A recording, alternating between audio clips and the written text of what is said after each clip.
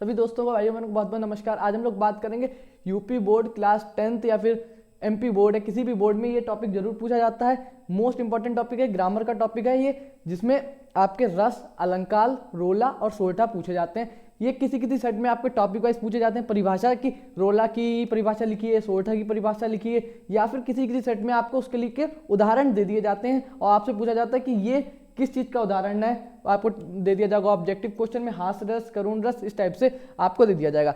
तो ये आप कतई अच्छे से आज हम लोग आपको समझाएंगे कि कैसे क्या परिभाषा होती है, कैसे लिखा जाता है, उदाहरण देके आपको कैसे पहचानना है, और एंड में जो रोला और सोरठा में पाई मात्राएं लगाई जाती है वो कैसे लगाई जाती हैं, वो किस हिसाब से लगाई जाती है, वो भी हम लोगों को आपको बताएंगे। ठीक है, तो वीडियो पे एंड तक जरूर रहिएगा, और वीडियो पसंद है तो लाइक और सब्सक्राइब चैनल को कीजिएगा। ठीक है, तो सबसे पहले बात करते हैं रस की। तो 10th क्लास में सिर्फ 2 रस का आपके बोर्ड में दिया गया है, आपकी बुक में, आपके मॉडल में सिर्फ 2 रस आपको बताए गए हैं, जो एक हास रस और करुण रस, 2 रस के बारे में आपको बताया गया है। तो 2 रस, हास रस और करुण रस के बारे में आज हम लोग बात करेंगे सिर्फ। ठीक है, तो हास रस, जैसा कि यहाँ पे लिखा हुआ है हास रस, तो हास रस की सबसे पहले परिभाषा हम लोग देख लेते हैं कि हास रस की परिभाषा क्या होती है। ठीक है, तो हास रस की परिभाषा यहाँ पे साफ साफ दी हुई है बेटा।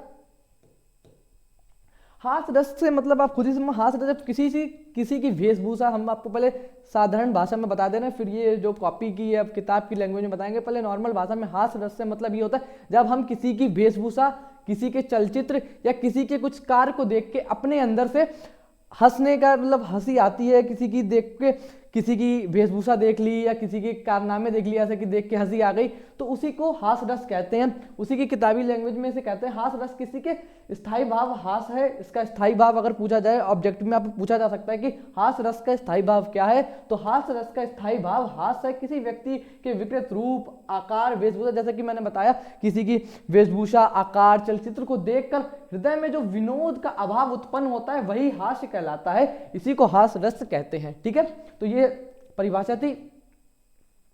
ये यहीं पे वही परिभाषा दूसरी 2 बार लिखी हुई है, आपको वो ज्यादा ध्यान नहीं देना, वही एक ही परिभाषा 2 बार लिखी हुई है। अगर इसके उदाहरण की हम लोग बात करें, उदाहरण, विंध्य के वासी उदासी तपोव्रत धारी, महाबिन नारी दुखारे, गौतम तीतरी तुलसी, सो कथा सुनी मैं मुनि वृद्ध सुखारे, हु है शिला सब चंद्रमुखी, परसे पंद मंजुल कंज तिहारे, कीन बलि रघुनायक कजु करुणा, करी कानन को पगुधारे। इसमें जो ऋषि मुनि हैं वो कहते हैं कि जो विंध्याचल पर्वत पर रहने वाले तपस्वी मुनियों, इस सोच पर हंसी आती है कि श्री राम के चरण स्पर्श से सभी शिलाएं अब चंद्रमुखी नारियां बन जाएंगी। ऐसी कुछ ऋषि मुनि बात करके हंस रहे हैं, वही इसका उदाहरण दिया हुआ है। ठीक है, तो ये हास रस हो गया। एक बार फिर से मैं हास रस का आपको साफ शब्दों में बता दूं, जब किसी की वेशभूषा, चेष्टा या किसी के आकार, रूप को देख के हमारे मन में हास नाम के स्थायी भाव का भाग विभाग होता है तो हास रस कहलाता है। ठीक है, फिर उसके बाद सेकंड की बात कर लें, करुण रस। करुण रस परिभाषा, करुण रस का मतलब, जैसे कि किसी, आपको हम पहले बता दे रहे हैं अपने शब्दों में, जब किसी की अपनी प्रिय चीज, प्रिय व्यक्ति, प्रिय वस्तु के नष्ट होने या अपने से दूर जाने पे मन में जब दुखी होते हैं, उसी को करुण रस कहते हैं। इसकी अगर करुण परिभाषा की बात करें तो करुण रस की स्थायी भाव शोक है। करुण रस का जो स्थायी भाव है शोक है। जैसे हास रस का स्थायी भाव हास्ता, करुण रस का स्थायी भाव शोक है।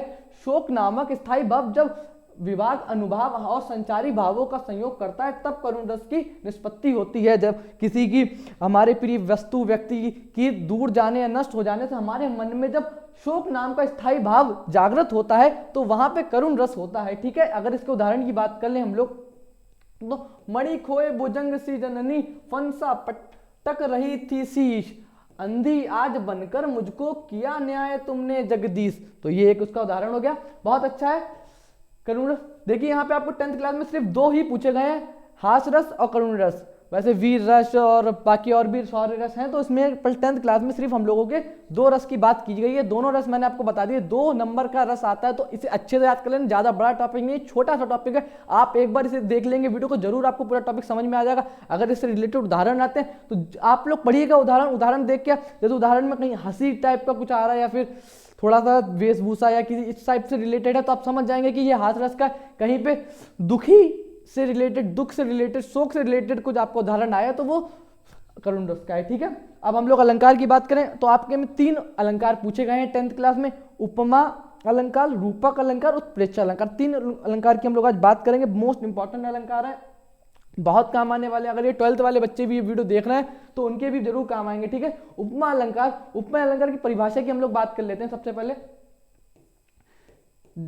जब किसी व्यक्ति वस्तु की किसी अन्य व्यक्ति वस्तु से समान गुण धर्म के आधार पर तुलना की जाए, समानता बताई जाए, वहां पे उपमा अलंकार होता है। या फिर हम लोग एक तरीके से ये भी कहते हैं, जहां उपमेय में उपमान का हम लोग उपमेय में उपमान की तुलना करते हैं तो वहां पे उपमा अलंकार होता है, ठीक है। जैसे कि राधा के चरण गुलाब के समान कोमल है, यहाँ पे राधा के चरण की हम लोगों ने किससे तुलना की है? गुलाब से तुलना की है। राधा के चरण गुलाब के समान कोमल है, तो यहाँ पे राधा के चरण की हम लोगों ने गुलाब से तुलना की है। इसका एक उदाहरण हम लोग लिख लेते हैं, जैसे कि चरण कमल बंदो हरा। यहाँ पे उदाहरण लिखना शायद रह गया है, कोई बात नहीं, मैं उदाहरण लिखे दे रहा हूँ। यहाँ पे उदाहरण है चरण कमल बंदो हरिराई, यहाँ पे चरण के वो चरण कमल बंदो हरिराई, ठीक है, लिखे दे रहा हूं उदाहरण, चरण कमल बंदो हरिराई, यहाँ पे बंदो हरिराई, ठीक है।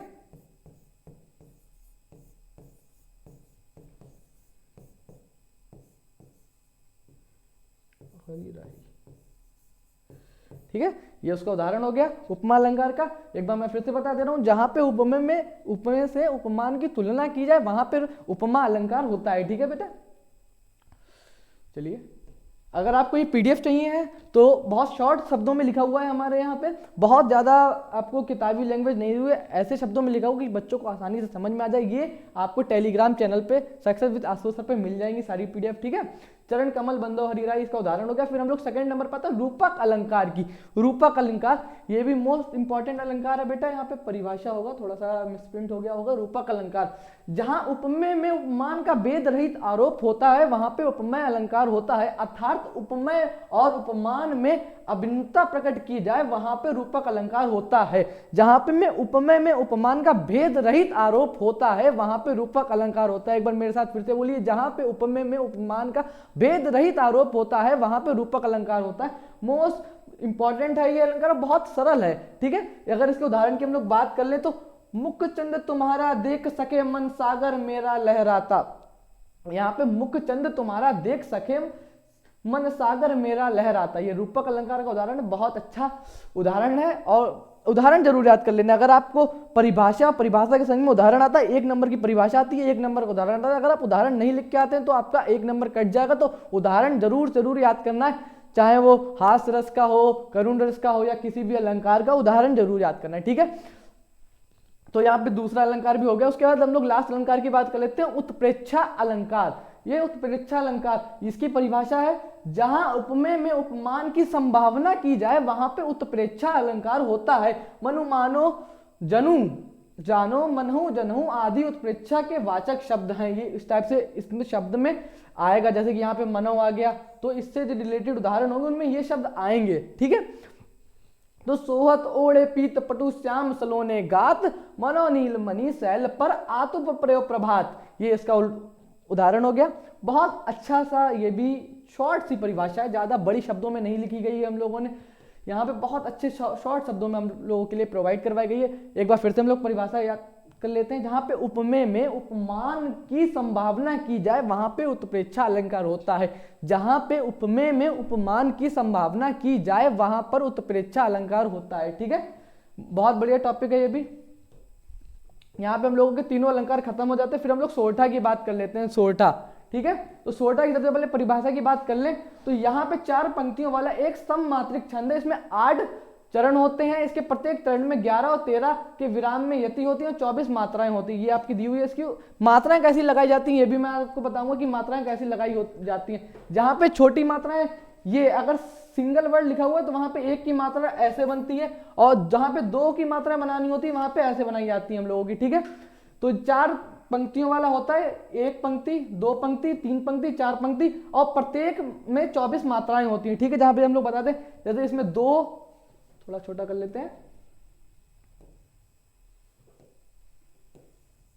ठीक है। यहां पे 2 की मात्रा लगेगी, यहां पे 2 की मात्रा लगेगी, यहां पे भी 2 की, यहां पे भी 2 की, यहां पे भी 2 की, यहां पे भी 2 की, यहां पे छोटी की मात्रा लगी है, जहां पे बड़ी की या बड़ी वाली मात्रा लगती है वहां पे 2 की, यहाँ पे छोटी है तो 1 की लगेगी, फिर 1 की, फिर 1 की, फिर 2 की, फिर 1 की, फिर 1 की, फिर 2 की, फिर 2 की। हम लोग गिन लेते हैं, 2 4 6, 2 2 4 6 8 10 12 13 14 15 16 17 18 19 और 20, 20 21 22 23 24, 24 मात्रा यहाँ पे आपकी पूरी हो जाती है। ठीक है, यहाँ पे फिर से 1 2 3 4 5 6 7 8 9 10 11 12 13 14 15 16 17 18 19 20 21, एक सेकेंड, निज बल से जीती जाती हुई जिन्होंने भारत बाजी, निज बल से बल भेंट विधर्मी मुगल कुराजी, जिनके आगे ठहर सके जंगी ना जहाजी, हैं ये वही प्रसिद्ध छत्रपति भूप शिवाजी।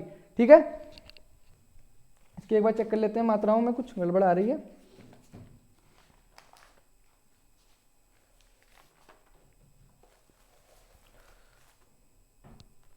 यहाँ पे सेम है, यहाँ पे 2 की मात्रा लगेंगी बेटा, यहाँ पे सेम में 2 की मात्राएं लगेंगी। जहां पे छोटी ई की मात्रा लगी है या कोई मात्रा नहीं लगी, वहां पे हम लोग 1 की मात्रा लगाते हैं। जहां पे कोई बड़ी ई की मात्रा लगी है या फिर दूसरी मात्रा एक ही ए की मात्रा लगी होती है, वहां पे 2 की मात्रा लगाते हैं। जहां पे बड़ी आ की बड़ी ई की मात्रा लगती है, वहां पे 2 की लगाते हैं। जहां पे छोटी की मात्रा लगती है, वहां पे 1 की मात्रा लगाते हैं। ठीक है, यहाँ पे 24 मात्राएं हो गई, 1 2 3 4 5 6 7 8 9 10 11 12 13 14 15 16 17 18 19 20 21 22 23 24, यहाँ पे भी 24 मात्राएं पूरी हो चुकी हैं।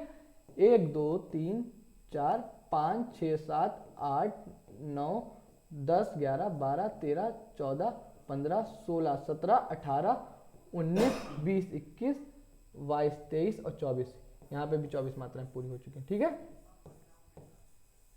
इसके प्रत्येक चरण में 24-24 मात्राएं होती हैं। एक बार फिर से मैं बता दूं, ये 4 पंक्तियों वाला एक सममात्रिक छंद है, इसमें 8 चरण होते हैं। 4 1 2 3 4 5 6 7 8 चरण होते हैं और 4 लाइनें होती हैं आप लोगों की। ठीक है, और प्रत्येक लाइन में आपकी 24-24 मात्राएं होती हैं। ठीक है, फिर उसके बाद हम लोग बात करते हैं रोला की। रोला ये 16वां अर्धमात्रिक छंद है, इसमें 4 चरण होते हैं। उसके तृतीय चरण में 11-11 मात्रा, द्वितीय व चतुर्थ चरण में 13-13 मात्रा होती है। इसके प्रथम और द्वितीय चरण होता है, उसमें आपकी 11-11 मात्रा, इसमें 11 मात्राएं होती हैं और इसमें 11 मात्राएं होती हैं। और इधर द्वितीय चरण में 13 मात्राएं और चतुर्थ चरण में 13 मात्राएं होती हैं। मात्राएं सेम जैसे कि 16 में लगाई थी वैसे ही लगेंगी। छोटी वाली मात्रा में 1 लगेगी और बाकी किसी में मात्रा नहीं लगी, जैसे सा लिखा है या पा लिखा, उसमें भी 1 की लगेगी। जिसमें बड़ी ई की मात्रा लगी है, आ की मात्रा लगी है, ए की मात्रा लगी है, ए की मात्रा लगी है, वहां पे 2 की मात्रा लगाएंगे। ठीक है, यहाँ पे 1 मात्रा को ऐसे डिनोट करते हैं, 2 मात्रा को ऐसे करके डिनोट करते हैं। ओके, ठीक है, अब हम एक बार लगा के भी दिखा देते हैं। 1 2 3 4 5 6 7 8 9 10 11, देखिए यहाँ पे 11 मात्रा लगी। क्यों? प्रथम और तृतीय चरण में 11-11 मात्राएं, द्वितीय एवं चतुर्थ चरण में 13-13 मात्राएं। 1 2 3 4 5 6 7 8 9 10 11 12 13, देखिए यहाँ पे 13 मात्राएं लगी हैं। फिर 1 2 3 4 5 6 7 8 9 10 11, यहाँ पे फिर 11 मात्राएं लगी हैं। फिर 1 2 3 4 5 6 7 8 9 10 11 12 13, यहाँ पे 13 मात्राएं। ठीक है, प्रथम और द्वितीय चरण में, प्रथम और तृतीय चरण में 11-11 मात्राएं, द्वितीय एवं चतुर्थ चरण में 13-13 मात्राएं, ये रोला की होती हैं। ठीक है, यहाँ पे हम लोगों का आज का टॉपिक खत्म हो जाता है। आज के टॉपिक में हम लोगों ने बात की काव्य सौंदर्य की, जिसमें आपके रस, अलंकार, रोला एवं सोरठा, तीनों टॉपिक आपके एक ही वीडियो में कवर कर लिए गए। 2-2 नंबर के आते हैं, 2 नंबर का आपका रस आता है, 2 नंबर का आपका अलंकार आता है, 2 नंबर का आपका रोला सोरठा और छंद वाला आता है टॉपिक। ठीक है, तो सबके उदाहरण आपको दिए गए, शॉर्ट उदाहरण। अगर ये उदाहरण और यही परिभाषा आपको याद करनी है तो आपको success with Ashutosh sir channel Telegram पे लिंक दिया हुआ है, टेलीग्राम पर डिस्क्रिप्शन में, वहां जाइए और ये डाउनलोड कर लीजिए। बहुत अच्छी भाषा में लिखा हुआ है, जरूर इसे पढ़िएगा। और ऐसे ही हिंदी इंग्लिश की डेली वीडियो आती है आपके लिए, तो हमारे चैनल को सब्सक्राइब कर दीजिएगा, वीडियो को लाइक कर दीजिएगा। ठीक है, थैंक यू।